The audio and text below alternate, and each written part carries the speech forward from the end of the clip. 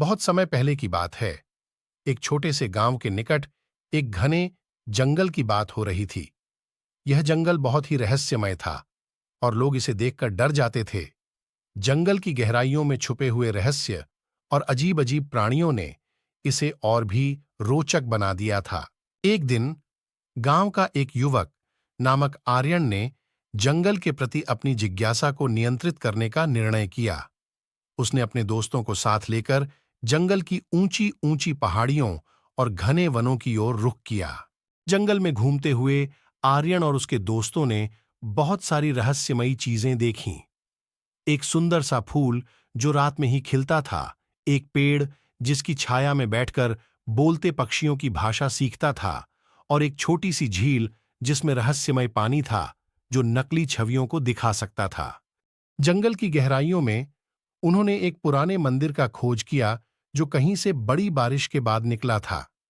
उस मंदिर में आर्यन ने एक पुरानी पुस्तक पाई जिसमें जंगल के रहस्यों का सब कुछ लिखा था।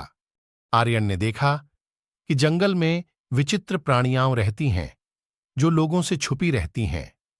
वह एक अद्वितीय पक्षी देखा जो रात को उड़कर सितारों को छूता था और सुने की गूंथ में मिठास भर देता था।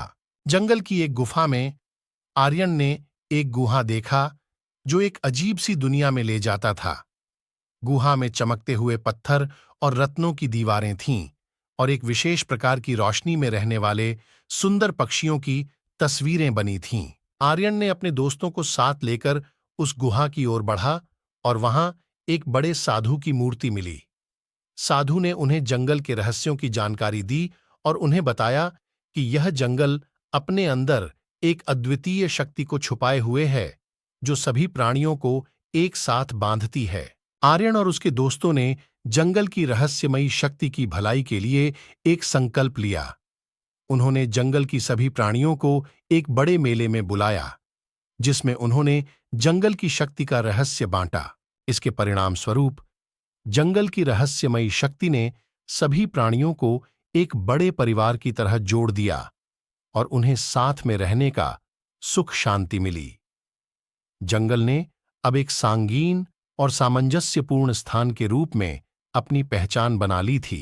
इस कहानी से हमें यह सीखने को मिलता है कि जिज्ञासा और साहस से ही हम अनजाने से रहस्यों की ओर बढ़ सकते हैं, और अगर हम उन रहस्यों को समझ लेते हैं तो हमें जीवन में सफलता मिल सकती है।